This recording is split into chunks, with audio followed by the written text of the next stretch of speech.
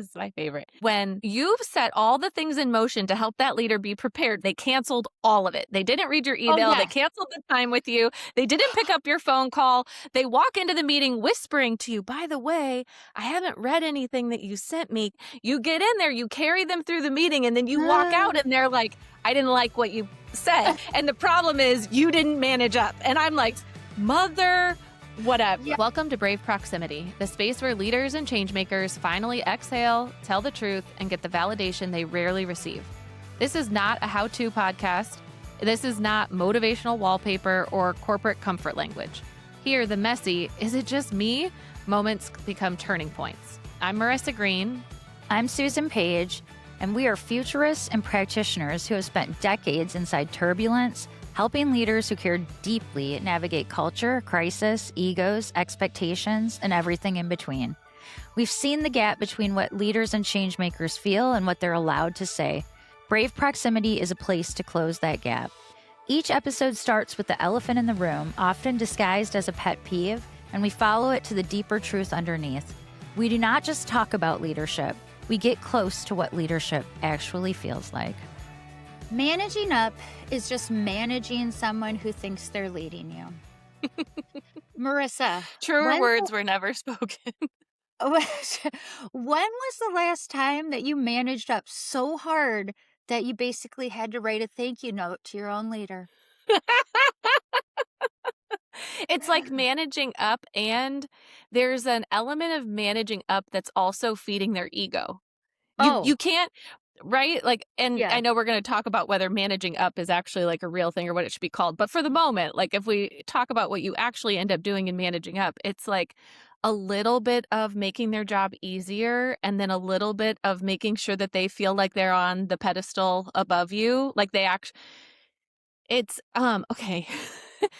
Well, So first of all, sometimes can I say this? How many times have you had to be managed up? Because I don't know.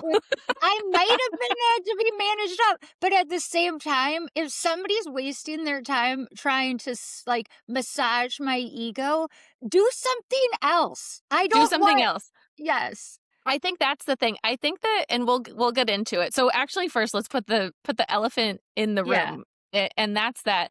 Sometimes the most emotionally mature person is the person without the title, right? Like we're, as emotionally mature, human-centered leaders, we're often put in positions where we are actually leading in the room, but we're not the vice president or we aren't the CEO. CEO. Yeah. And so this episode is all about all of the ways in which that shows up, and managing up is one of those, because sometimes, here's what I would say, that the times that managing up actually makes sense, and this is where my reaction of, I think I have been managed up at times. Yeah. My time management is terrible. My own personal time management is just like, it's not my strongest suit. Can And I so just I- laugh because Yes. you're like, I'm 10 minutes late. No, I'm 5 minutes late. And I'm not any better. You're but so I chill love, about it. Thank you. I know. I love that we are comfortable and also very self-aware, by the way, which this is going to come into the conversation too. But so, right, I know that about myself. It's something I do work on. And also it's just like very hard for me to be on time for anything. You can ask Scott. In those cases, I try to have a team that can help support me in that, either Yeah. have grace for it or help me be better at it myself. And so I've definitely been managed up in that way. And I think there are a few technical areas where if you have a team that's actually technically better than you at certain things, managing up in that way makes sense, right? Like telling your boss when there is an area of technical expertise that they don't understand, that they need to understand. That's like a thumbs up type of managing up.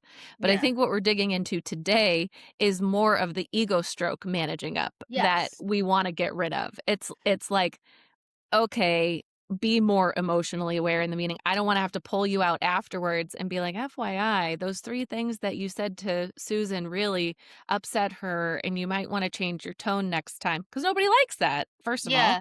And that's not my job. Susan probably would have told you at that point, but maybe we're That's talking about true. a different Susan. Different Susan. You would have told her for sure. Or then whoever. No, I love how you're framing that. And you are exactly right. There are many different variations of this, and there are some that are highly productive. I I'm going to, expose a vulnerability here. Number one, I've never really understood this term. And number two, I was like, that's just feedback. And so a little bit of it to me is this is about the danger of giving feedback upward. Mm. But we're Mm. almost Mhm. describing it as managing up so that we can soften the blow and massage the ego of very tender leaders that can't Yeah. take it, that get paid a lot of money. Yeah. Um, Well, there's another time that this shows up, and usually I feel like a leader will throw out the "you need to manage up better" when there's something that feels like it went over their head, either, uh, like, around them to their leader, and then their leader didn't like it, and so now it's coming back down, and the reason that it was bad wasn't because you you didn't didn't manage your manage up. stakeholders well or whatever, it was because you Yeah. didn't manage me. And then I think the other time that that comes up is when this this is my favorite, this is my favorite, is when you've done everything you could possibly do to prepare your leader for an upcoming, like, debrief, meeting, or pitch or presentation, right? Yeah. You've sent them the deck in advance. You set up time in order to walk them through the deck. You texted them to say, "Hey, the meeting is tomorrow. Did you review the deck that I sent you?" You called them the hour before the meeting. That you're an expensive assistant. I'm an expensive assistant. Like, you've set all the things in motion to help that leader be prepared for whatever it is that you're walking into, and they canceled all of it. They didn't read your Oh, email. They yeah. canceled the time with you. They didn't pick up your phone call. They walk into the meeting whispering to you, "By the way, I haven't read anything that you sent me. Can you carry us through this meeting?" You get in there, you carry them through the meeting, and then you walk out, and they're like, "I didn't like what you said," or, like, they had like 5 things that were wrong with it, and the problem is you didn't manage up. And I'm like, "Mother whatever." Like, Yes. I did manage Was up. I You supposed weren't to managed. I feel like yes. Okay, this is so good, and I'm, like, cringing because I was like, "I know all these things," and then I think, "What am I supposed to do? Show up at your house and pull you away from your kid's soccer game and put this PowerPoint deck in front of you?" There is an element of, I am accountable there. I Right, am accountable. right, Um, right. yeah, yeah. I mean, and I this does happen so often. And can you imagine these conversations with, really unself-aware leaders where you like even asking them, what more should I do? How can I Mhm. prepare you in light of your 7,000 priorities and this is not one of them?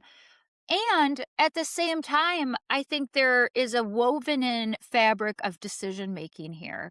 Yeah, What a great opportunity when you do as a leader, like say I'm that leader that didn't read anything, do anything. I'm going to say to you, girl, hell yeah. I thank you for apologize. carrying us. Yes, thank you for carrying us. I'm so proud of you. How did you think it went? Here's what I might offer. Mhm. This is the way you talk to a human to get the best performance out of them. And Absolutely. also, like the whisper of I didn't read anything before coming in here. All it takes, I've had this great leader who said, "Susan, this is your wheelhouse. I'm going to let you run with it. I honestly do we were in the middle of a merger. I don't have time to go through this. Don't worry about it. You've got it. I can't wait." Mhm, mhm. What does that feel like? It feels like, Yeah, "Holy cow, yes. Thank yeah. you."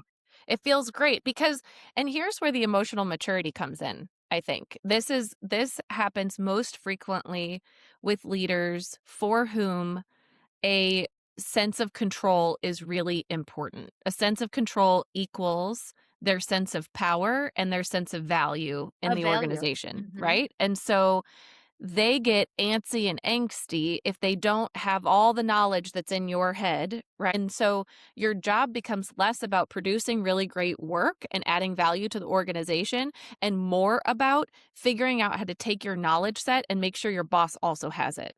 Yes. And that's a waste of time for the organization. It's a waste of time for you, and quite frankly, it's a waste of time for your boss too because they should be, to your point, leading from a place of I hired great people who know what they're doing and I'm going to trust it and follow the process. And my job is to clear the pathway for them to be Yes. able to do the work that they need to do. But it goes back to that ego element and or you know, corporate culture makes you feel like you should be scared for your job. And so these leaders are working in a system that makes them feel like they need to have full control. And it's sad. It's so true. I love what you just said about worth and value because I think Mhm. a lot of things that we're talking about that we want to reframe and we want to support and talk differently about is the ability to lead with confidence and that you're contributing while your people are also doing the same thing. Like let's make it an Yes. equitable, place where managing up is more of a feedback culture. And Yes. that's how it is because you are absolutely right, is eh when I gotta take this back. I know I have been managed up before, but I'm onto it, and so I say something kind of funny like, "Are you managing me right now?" And thank you, but you don't have to do it Well, that way. right. You can say, "Hey, can I give you some feedback?" And I'm very much open to it. And, but Yeah. I do think that this value thing is really important, and you and I talk a lot about how we're futurists, but we're also, we don't have to think about the future to also think about ways that organizations can better themselves to shore up better talent and increase revenue. And one of Mhm. them is exactly what we're talking about is Yeah. stop wasting time on this massaging of egos, be prepared, be ready to get the feedback. And also, you know, y- if you hire good people, then you should expect that they are going to challenge you in really Right. powerful ways. And I Right. think that's the other piece is there is something about when you manage up, which I personally want to just throw that term out, when you give feedback upward and it's constructive and good, I'm like, this person is fucking awesome. Mhm. Mhm. Totally. Well, and I think it's also kind of like anchoring back to what you were saying about whether we've ever been managed up or not before. I think probably it'd be odd to have somebody that's never needed to be managed up in a way ever, because I think some of this also comes with maturity.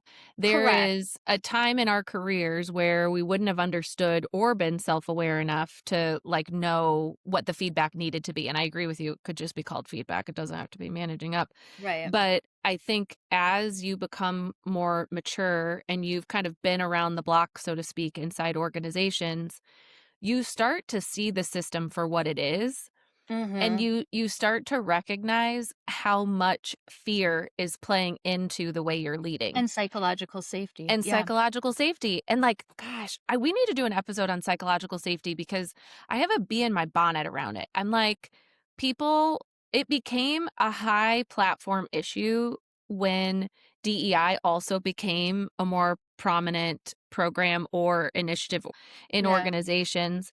And so I worry that psychological safety is also on the chopping block like DEI. And I don't want either one to be on the chopping block. Um, Yes, I'm but aligned with you on that. right, but this idea of emotional security as a leader and creating an emotionally secure environment for your team is psychological safety. And some of these pitfalls that we're talking about are the like business rationale examples of why you need psychological safety, not only so that everyone feels included, heard, seen, and valued, but also so that your team isn't wasting time on managing up to somebody's ego. Like it's a waste of time to be doing that. Yes. And so if you don't care about psychological safety for all the reasons you should, at least care about it because it'll help your team be more efficient. Be more efficient. I am an efficiency monger. If nobody knows that listens to us consistently yet, I'm going to say it over and over again. And I just want to strip away all the BS. We just Mhm. did, we just had an episode on prioritization. And to me, that is so functional. It's so relevant. I want to tell two stories. First of Mhm. all, I'm reworking with somebody on a project right now that I worked with Mhm. in the past, and we did not have a lot of psychological safety at that Mm. organization.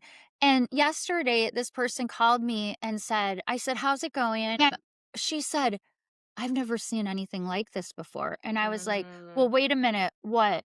And she said, "The CEO openly asked for feedback."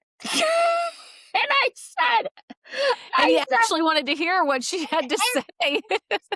he asked for it from and it's a small, we're working on a small company project, she said, but he asked every single person, no matter what their role was, Love and said, that. "Challenge me."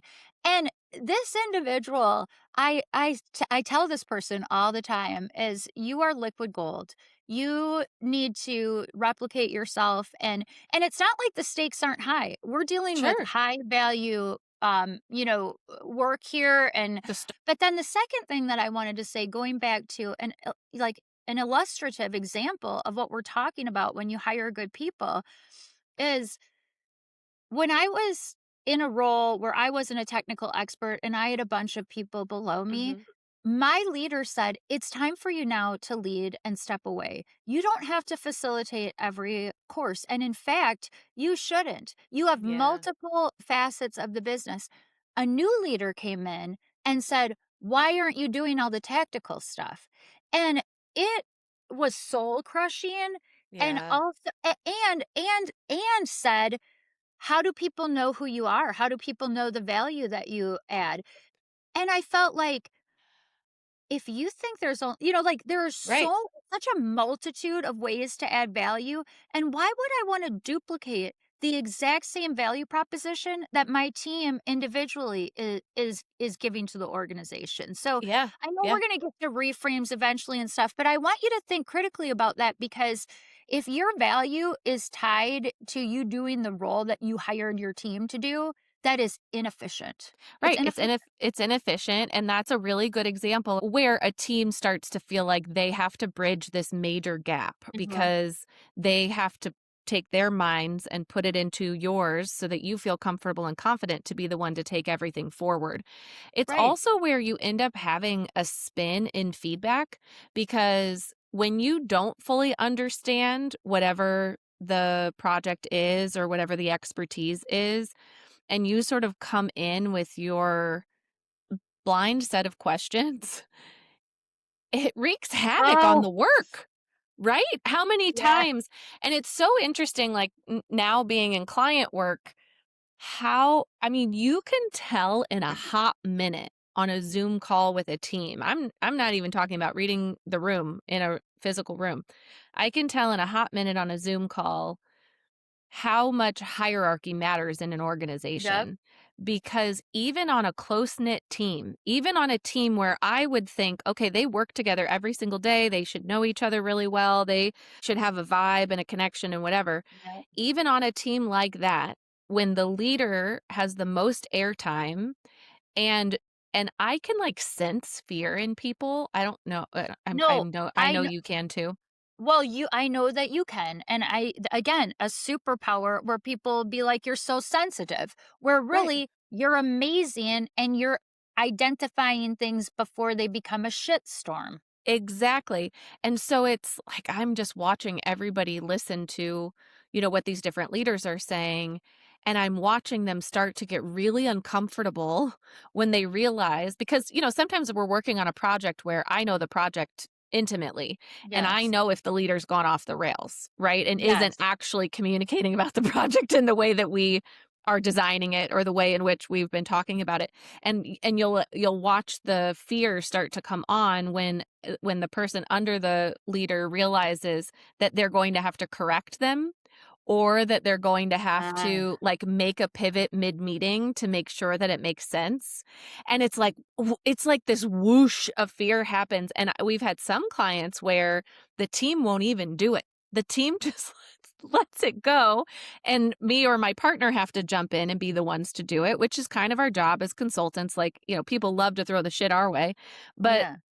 but it's just fascinating to me because it's I guess that goes back to emotional maturity too, even for the people, on the team is you've gotta be willing to do the hard thing in the moment. Otherwise, now your whole project just changed and you've got to go back to the drawing board and redesign it because your leader didn't read the memo you sent yesterday.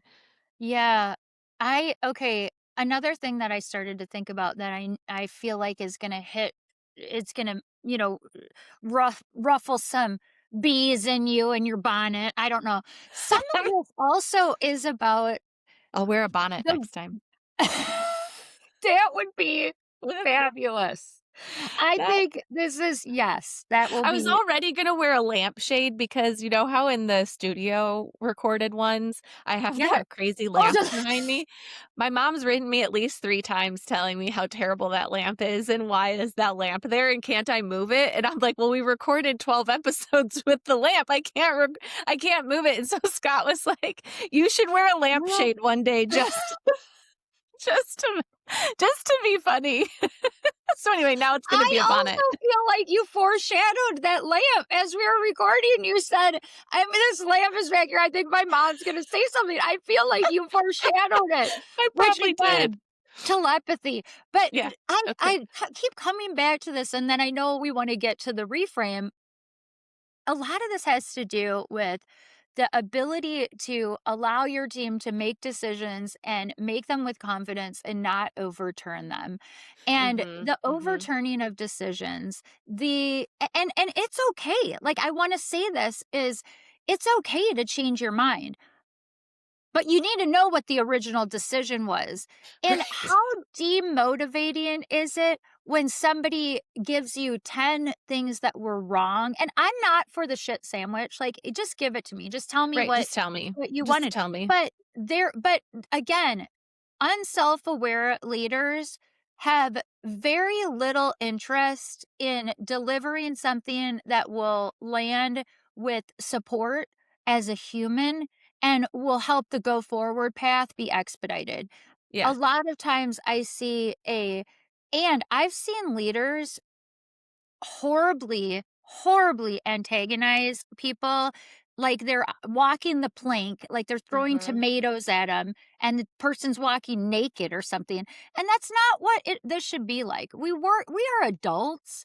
We should be treated like adults, and we should I just want more self-awareness is what I'm trying to say. Yeah, yeah, I do too, and, it's interesting because I think it does anchor back a little bit to the prioritization conversation, at least when we're thinking about capacity capacity to understand what your team is working on, capacity to create the pathway for them, capacity to be self-aware in how you're, like, managing something. It all also it's anchored in fear, right? And Yeah.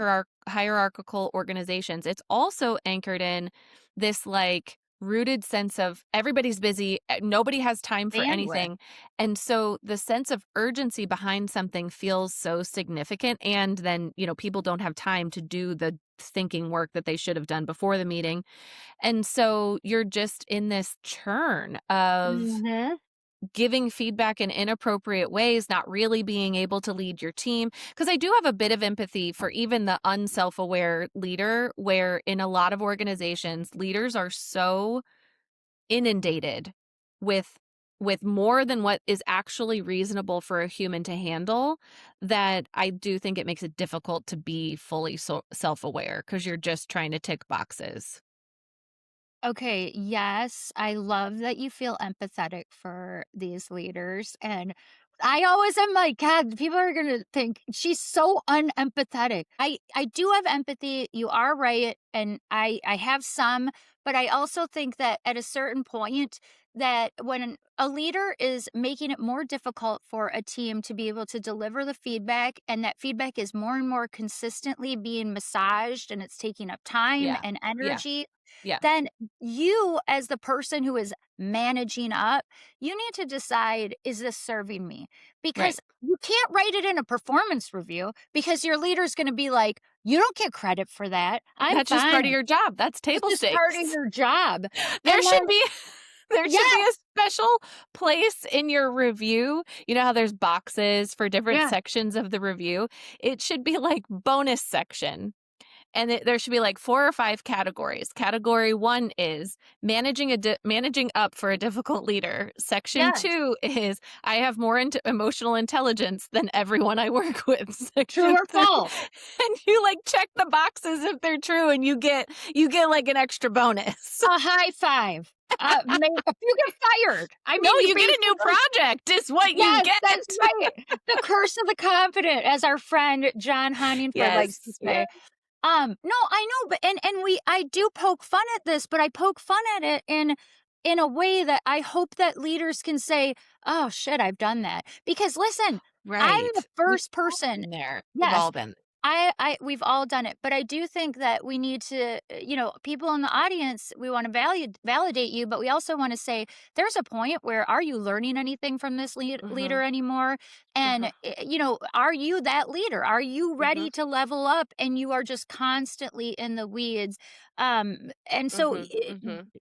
Yeah. you should be auditing your role within organizations. 100%. And I think it's so interesting because I don't think we intended this, but that has become a theme for each of these episodes. It's almost as though I think what we want to help people do is, one, validate the experience that people are having. Two, name the system for what it is, Yeah, right? Like the system is the system. And then three, help people think through, now that I know the system for what it is, do I want to be in it or do I not want to be in it? And I don't right. mean like quitting corporate forever. I mean, in Yeah, this circumstance, if you're not receiving a lot of credit for doing, double the work because you're also, quote, managing up or holding the emotional capacity of your team, then is that a team you still want to be on? Is that a right. leader you still want to work for? And I think you're naming something really important, which is that audit, Yeah. that not I think part of what we're saying today requires a self-audit of, are Mhm. we maturing in the way that we are leading with confidence instead of control? And then Yes. also, is there a self-audit for the person who is working on a team or under a leader to say, I don't want to be here anymore. Like this isn't worth my time. And so I love that idea of the audit, like really getting crystal clear on, I heard I somebody say the other day it's the same in like an interview. You should assume that the interviewee is interviewing you as much as you are them. absolutely. Absolutely. And there's nothing wrong with that. And I love that you said that because this is something that I wanted to come back to too is we feel we feel a lot of danger in doing some of these very brave things. And Mhm. I almost wish that we didn't. I used to hate the term courageous conversations. I dabbled with not liking brave, but I love brave because the system is now in a place where doing brave things is dangerous. Doing these Mm. things is Mhm. dangerous to Mhm. your career, to at certain Yeah. organizations. Yeah. And I wish it wasn't that way, but it is that way. And I think that in order for us to move the needle and make a groundswell of change, we need to name it like we're talking about, but we also need to resist it and say, I Mhm. have options. I can do something different.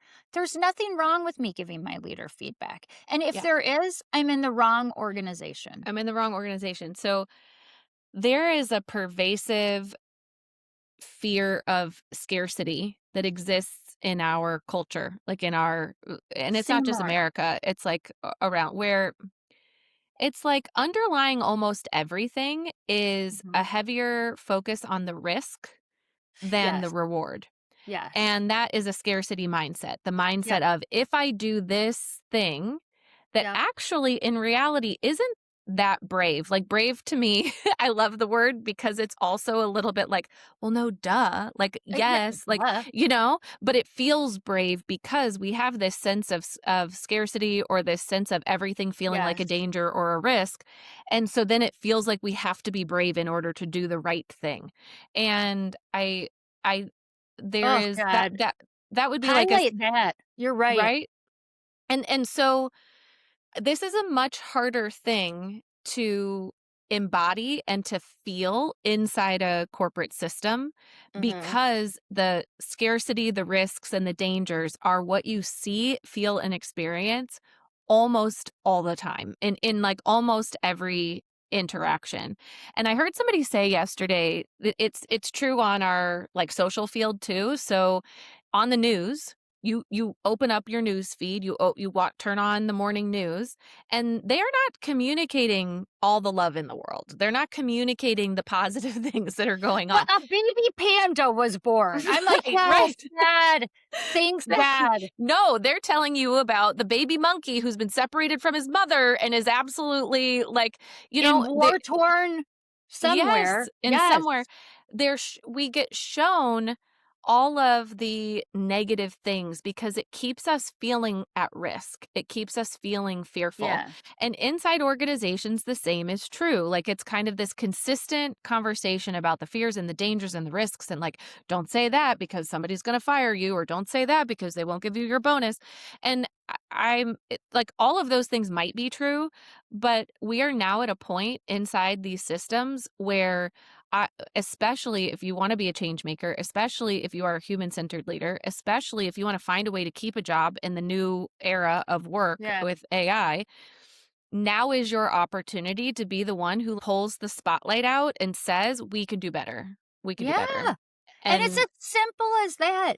You yeah, know, you hit something so powerful because I often think that you can spin it and say, why isn't more positive feedback given? And I mhm. think it's in the fear of, well, if I give this positive feedback and then they do something that I have to give them constructive feedback, then I have to reel that back in. They're two separate things. If There somebody can be mhm. both, and Sure. that is what learning and growth looks like, Most right? people are both. But no Yes. one's doing it perfectly and no one's doing it all wrong. You know who's doing it perfect? The leaders that we have to manage up to. They just managed to get to a spot where but you know what? Like, it doesn't last for very long. Yeah. I found over the years, different leaders I've worked with and also different clients that I've had, typically, if they've gotten to that place, they got there for a reason, but it doesn't always work in their favor to stay there very long Yeah. because I kind of well, we don't have to get into politics, but that's sort of what I think is gonna happen with our political system too. It's like you get into a spot and then you also equally crash yourself right out of it. So somebody said this to me, which was so great, and I know it's harsh, but it's along these lines. They said, "Susan, trash takes itself out sometimes." Yes. And I said, well, first of all, I was like, I wish my trash would take itself out because I can't even get my kids to take the trash out. But I liked that line in so many ways because, but I would also say this is I can't sit by and watch really consistent. Now I'm going to give somebody a pass, a once a quarter Sure. this stuff. I do it, yes. But when these consistent things happen, it's just my integrity, it's just my values to speak up and say, "Hey, your promise was this, and Mhm. this is what you're serving up. Your audio and video aren't matching. How do we get that to match a little bit better?" Yeah, yeah. And I agree with that. Like even though I have empathy for what leaders are facing today and what it's like to work inside these systems because they're in the system too, right? Like Yeah, we're absolutely. all and I do have empathy for that, but to your point, it's almost like when you see the repeat pattern after it's been named, then it just starts to feel like they don't care. Yes. It isn't like a matter of the system, it's a matter of I'm just not gonna change. And that also makes me feel sad though, because I feel like life and work and all of this is about change and growth. It is about evolving. It is about being able to stare at the shadow and the thing that you're like, oh man, my team does have to manage me up. Crap. Like, Yeah. how do I now? What's the shift that I want to make? Because that also helps me grow. It's going to help me be a better leader. And I just feel like so many people right now, you're either falling in one of two camps. You're either in the camp that's saying, well, I'm on this hamster wheel, I'm in this system, so I'm just going to navigate it the best that I can, and I'm just going to kind of Mhm. stay stuck. Yeah. Or you're part of a camp that's saying, no, I'm going to shine a light on what needs to change, and I'm going to do the work that's required for me to mature through this system as well to get to a place where I can be the one making different decisions and I can be the one Uh-huh. like, assuming power in a different way. So, Yeah, like I'm going to set the conditions that I want for my team, and I'm mhm. going to model what good looks like. Yeah. Um, Yeah. and I think I love that. But I mean, I think the two things, like as we kind of sum up Yeah. what we said, Mhm. is we talked about individuals being able to realize when they're doing this consistently, and challenge them to say, is this right for me? Like, Mhm. is this still the right thing? If you haven't given feedback upward and it's really causing you to be inefficient and ineffective, is it time? Is it Mhm. time to Mhm. sit down and think about how you want to deliver this? And then your data point is how that leader reacts. And Right. then I think systemically is, if we've got a very self-aware organization, is think about a semi-annual pulse on your sub organization or your full organization of how Mhm. frequently can you manage up? Like doing some type of overarching pulse on, are we one of those organizations that's reinforcing the behavior of ego massaging? Because that's very inefficient. Oh my Uh, gosh, I would love to be part of an organization where a survey came out that said, "How often do you have to stroke your leader's ego?" Like, I would how fun would it be to put together a survey like that? why are we not? There's our audit. There's our There's audit. Let's go our back audit, to the and then audit. I wanna say this too, we have to do an episode on the, uh, the stale data that comes back through an engagement survey that's just confirming what you want to hear, because those are the Exactly. types of questions that I would wanna know, and it Right? doesn't even it's not hard. It's not hard to ask them. It's Well, and, hard to deal with the answers. right, right. I think we're ending with a little bit of a brainstorm, which I love, and I'll like help us wrap up because our listeners, we had like a break in between because I had to sign my taxes, so I have no idea how long we've been Tax going. day. but I would love to hear from our listeners where if we came up with a survey like that, it would be Oh, yeah. interesting if it was up to an individual leader to use it. Like, Yes. because I can't see many organizations going for something like that, but there might be some leaders who would be like, "You know what? I do wanna know if I'm self-aware. Like, Yeah. I do wanna understand from my team, how often do they feel like I'm overturning a decision? How often do they feel like they have to just make me feel good?" Yeah. I would love to know that. Well, So, and no shade to assessments, because I know it's a really big business and you could say, well, I did I'm not going to name names because I don't want to, like, have to get sued by saying something about one, but what I would say is, when I answer 100 questions about a leader, it's like smelling perfume. This is just this is like just a pulse. And they ask you the questions. I know it's science, different ways each time.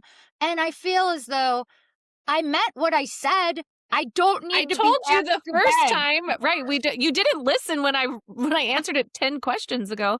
So wait, one last thing that I wanna say about that though, because I kinda wanna prep our listeners for this, as we continue to evolve the podcast and understand what topics are of interest and all of Yeah. that. We're looking at ways to gather more insight and feedback from members, and so I wanna put a little plug for our mailing list, and we'll put it in the Yes. show notes. If you're not on our mailing list, will you hop on it? Because we're coming up with a couple of ways that you can share feedback and ideas with us for future episodes.